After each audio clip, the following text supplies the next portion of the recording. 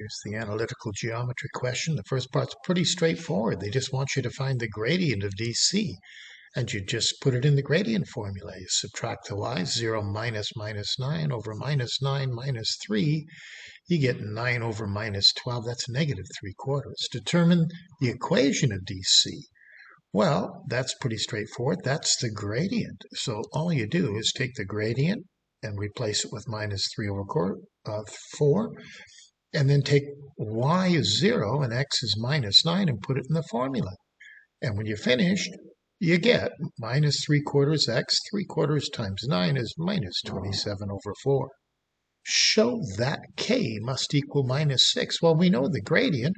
We just put the gradient, this minus 1 and k and 3 and minus 9, into the gradient formula. So k minus minus 9 over minus 1 minus 3. We know it has to equals minus 3/4. That's negative 4. The 4's cancel.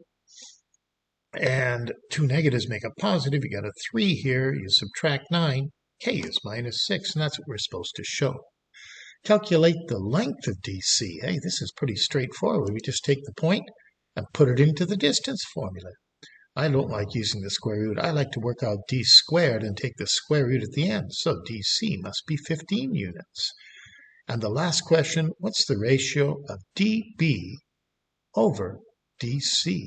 dB over, so where's dB over DC?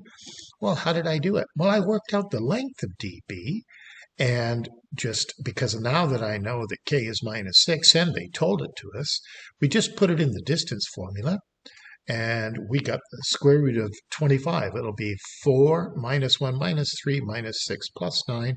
You get 25. Square root it, you get 5. And it's 5, and this whole distance is 15, so it must be a ratio of 1 to c. First 5 questions were kind of straightforward.